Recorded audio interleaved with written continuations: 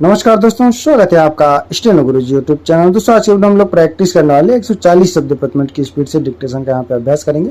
सभी लोग मैटर को प्रैक्टिस करेंगे और डिक्टेशन को लिखने के बाद उसको रीडिंग करेंगे, देन ट्रांसक्राइब करेंगे। पीडीएफ इसका आपको हमारे टेलीग्राम पर मिल जाएगा, लिंक वीडियो के डिस्क्रिप्शन में दिया गया है। वीडियो पसंद आए तो वीडियो को लाइक कर देना, चैनल पर पहली बार आए तो सब्सक्राइब करके नोटिफिकेशन बेल आ रखना, जिससे इंपॉर्टेंट वीडियो आपसे मिस ना हो। इसके अलावा दोस्तों अगर आप डेली डिक्टेशन चाहते हैं तो आप चाहें तो चैनल का मेंबरशिप ले सकते हैं या हमारे पेड ग्रुप को ज्वाइन कर सकते हैं। अधिक जानकारी के लिए आप हमें मेल कर सकते हैं। हमारी मेल आईडी है std4stenographer@gmail.com। वीडियो पसंद आए तो अपना बहुमूल्य सुझाव हमें कमेंट बॉक्स में जरूर देना, ताकि आने वाले वीडियो में हम और बेहतर कर पाएं। चैनल को सब्सक्राइब करना मत भूलिएगा और साथ में नोटिफिकेशन बेल आ रखना, जिससे जब भी हम डिक्टेशन अपलोड करें तो आपको सबसे पहले उसका नोटिस मिल सके। तो ज़्यादा समय न लेते हुए चलिए स्टार्ट करते हैं। Ready, 5 second. 140 शब्द प्रति मिनट की स्पीड से होगा। सभी लोग मैटर को ट्रांसक्राइब करेंगे। स्टार्ट। महोदय, दरअसल पंचायती राज की स्थापना के साथ ही देश में महत्वपूर्ण बदलावों की शुरुआत हुई थी, जिसके अंतर्गत महिलाओं, गरीब, वंचित तबकों की गांव की सत्ता में भागीदारी सुनिश्चित की गई। हालांकि पंचायत प्रतिनिधियों के पद पर काबिज महिलाओं को अक्षम ठहराने की लगातार कोशिशें हुई हैं और प्रचारित किया गया कि उनकी जगह परिवार के पुरुष सदस्य पंचायत चलाते हैं। लेकिन पिछले 20 सालों में कई महिला सरपंचों ने पंचायत की कमान अपने हाथों में लेकर उन जटिल समस्याओं को हल करने में सफलता पाई जो उनके पूर्ववर्ती पुरुष सरपंच के लिए भी संभव नहीं था। कई महिला सरपंचों को गांव के दबंगों से संघर्ष करना पड़ा। इस तरह इन महिलाओं ने एक सामाजिक बदलाव की शुरुआत की, जिसका असर गांव के विकास पर तो पड़ा ही, राजनीति में महिलाओं की भागीदारी भी सुनिश्चित हो सकी। भाषाएं आपस में एक दूसरे को समृद्ध करती हैं, लेकिन हम अक्सर उनकी महत्ता को न पहचान कर उन्हें परस्पर विरोधी भूमिका में ले आते हैं।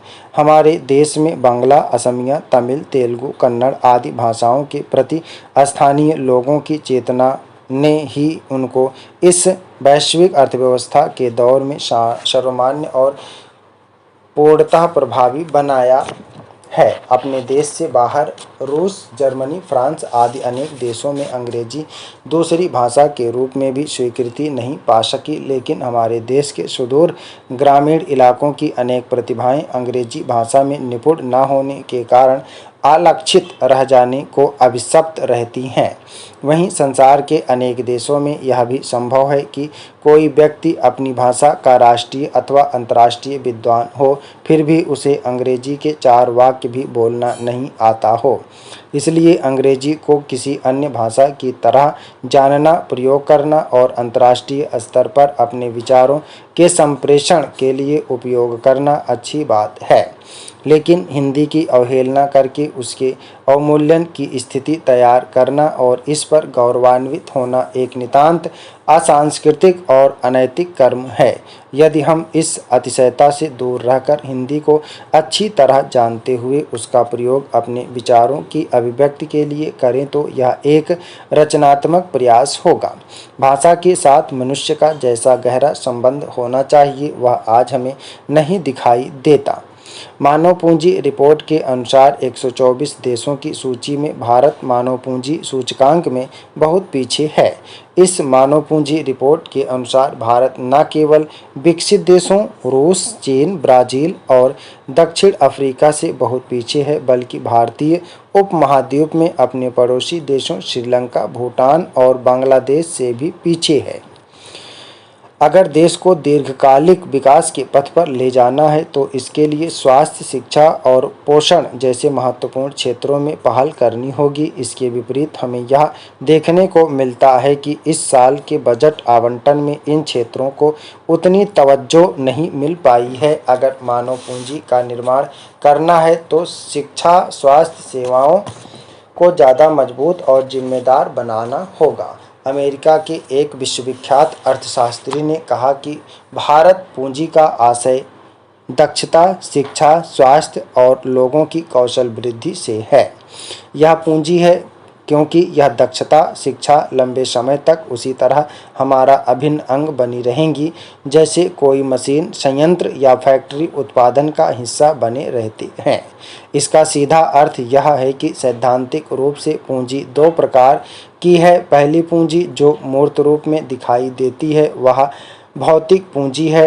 इस पूंजी का उत्पादन कार्य में प्रत्यक्ष प्रयोग होता है। दूसरी पूंजी है मानव पूंजी, जो मूर्त रूप में दिखाई नहीं देती है, लेकिन वह उत्पादन की गुणवत्ता और मात्रा दोनों में वृद्धि करने के लिए आवश्यक है। सुप्रीम कोर्ट के ताज़ा फैसले से यह साफ है कि किसी कानून का बन जाना और संबंधित सभी लोगों तक उस कानून का फायदा सचमुच पहुंच पाना दो एकदम अलग बातें हैं। कम से कम इस मामले में सुप्रीम कोर्ट के सख्त रुख से यह उम्मीद बन रही है कि इस महीने के आखिर तक सभी जरूरी इंतजाम पूरे करके प्रवासी मजदूरों तक यह सुविधा पहुंचा दी जाएगी। ऐसा हो जाए तो यह एक बड़ी उपलब्धि कही जाएगी, लेकिन ज़रूरी यह भी है कि ऐसे तमाम मामलों में सरकारों के कागजी दावों से आगे बढ़कर यह सुनिश्चित करने के कारगर प्रयास हों कि सभी ज़रूरतमंद लोगों तक सरकारी योजनाओं का लाभ वास्तव में पहुँचे। कोर्ट ने केंद्र सरकार से असंगठित क्षेत्र के मजदूरों का नेशनल डेटाबेस तैयार करने का काम 31 जुलाई तक पूरा करने को कहा है। विकास से जुड़े दूसरे अधूरे काम भी इसी बीच पूरे करने होंगे, क्योंकि इसके बगैर राशन कार्ड धारक की रियल टाइम पहचान सुनिश्चित नहीं हो सकती। इसलिए यह व्यवस्था भी अमल में नहीं लाई जा सकती कि यूपी या बिहार के किसी मजदूर को मुंबई, चेन्नई या बंगलोर में राशन मिल जाए और उसके परिवार को उसके गांव स्थित दुकान से मिलता रहे। सुप्रीम कोर्ट ने one nation one ration card योजना को जमीन पर उतारने के लिए जो सख्त निर्देश जारी किए हैं वे बहुत महत्वपूर्ण हैं। महामारी के हालात में आजीविका गंवा चुके प्रवासी मजदूरों की दयनीय स्थिति की सहज ही कल्पना की जा सकती है। ऐसे हर परिवार के लिए और परिवार के हर सदस्य के लिए राशन पानी का इंतजाम उसी स्थान पर होना चाहिए जहां वे रह रहे हों। इसलिए one nation one ration card की योजना की उपयोगिता और आवश्यकता में कोई संदेह नहीं हो सकता, लेकिन उस पर प्रभावी अमल सुनिश्चित करने को लेकर सवाल जरूर बनता है। इसी सवाल पर सुप्रीम कोर्ट ने केंद्र और राज्य सरकारों की खिंचाई करते हुए उनके अब तक के प्रयासों की तीखी आलोचना की है। मध्य प्रदेश राज्य में खनिज और वन क्षेत्र देश में सबसे ज़्यादा हैं। मैं आपके माध्यम से निवेदन करना चाहता हूं कि हमारे प्रदेश में इस तरह के उद्योगों और कार्यों के लिए अधिक से अधिक निवेश की व्यवस्था की जाए।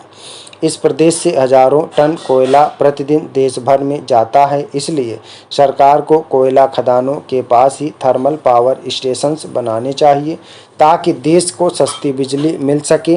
देश में सिंचाई की व्यवस्था मजबूत होने से कृषि उत्पादन में बढ़ोतरी होगी। इसके लिए राज्यों के वित्त मंत्रियों से विचार विमर्श करके सिंचाई व्यवस्था में अधिक धन निवेश करने की योजना तैयार करनी होगी। इससे हमारा देश आत्मनिर्भर बन सकेगा। पंचवर्षीय योजनाओं को सफल बनाने हेतु हमारी सरकार को कठोर प्रयास करने की आवश्यकता है। नया वर्ष भारत के लिए कैसा स्वरूप लेकर आएगा, यह इस बात पर निर्भर करता है कि हम सब मिलकर नए भारत के निर्माण के संबंध में कितनी स्पष्ट धारणा और विचारधारा रखते हैं तथा इस धारणा के अनुरूप हम किस ढंग से उस लक्ष्य की प्राप्ति के लिए कितना संगठित होकर प्रयत्न करते हैं। इस वर्ष में आर्थिक क्षेत्र में कोई भयंकर स्थिति उत्पन्न होने की आशा नहीं है, लेकिन यदि सारी दुनिया में ही मंदी की स्थिति उत्पन्न हो जाती है तो अमेरिका जैसे संपन्न राष्ट्र की अर्थव्यवस्था भी प्रभावित होने लगती है। ऐसी स्थिति में भारतीय अर्थव्यवस्था के लिए एक नई और गंभीर चुनौती उत्पन्न हो सकती है। पिछले वर्ष सूखे की स्थिति के कारण अर्थव्यवस्था पर बहुत बुरा प्रभाव पड़ा था और देश के अनेक ग्रामीण क्षेत्रों में पीने के पानी, पशुओं के लिए चारा और खेतिहर मजदूरों के लिए काम की कमी हो गई थी। महोदय, कल जब मैं उस द्वीप पर युद्ध वीरों को श्रद्धांजलि दूंगा तो मैं हमारे दोनों देशों के लोगों के साझा मूल्यों और हमारे दोनों राष्ट्रों के संस्थापक महापुरुषों के साझा सिद्धांतों को याद करूंगा, जो आज भी हमें समानता और समृद्धि के मार्ग पर लगातार आगे बढ़ाते जा रहे हैं। मेरी कामना है कि हमारे दोनों राष्ट्र नए मार्ग प्रशस्त करें और न केवल अपने लिए बल्कि पूरी मानवता हेतु शांति और समृद्धि सुनिश्चित करने के लिए दोनों देशों के लोगों की रचनात्मक ऊर्जा के सदुपयोग हेतु नए संबंध स्थापित करें। हमें पहले उन लोगों की तरफ ध्यान देना चाहिए जो श्रमिक वर्ग से आते हैं, लेकिन सरकार की ओर से उनकी आर्थिक स्थिति सुधारने के लिए अब तक गंभीर प्रयास नहीं किया गया है। मैं आपको बीड़ी बनाने वाले मजदूरों का उदाहरण देना चाहता हूं, जिसमें पिछले 70 वर्षों से मैं काम कर रहा हूं। इस उद्योग में हमारे देश के लगभग 40 लाख लोग काम करते हैं और एक बीड़ी मजदूर पर आश्रित रहने वालों का यदि हिसाब लगाया जाए तो यह लगभग 1 करोड़ 50 लाख लोगों की आजीविका का सवाल है। स्टॉप। धन्यवाद दोस्तों, आप लोग इसको प्रैक्टिस है, सभी लोग मैटर को प्रैक्टिस और ट्रांसक्राइब करेंगे। मैटर आपके लोकसभा रिपोर्टर में बोला गया मैटर है, सभी लोग इसको ट्रांसक्राइब करेंगे और इसका PDF भी आपको मिल जाएगा 140 शब्द प्रति मिनट की स्पीड से।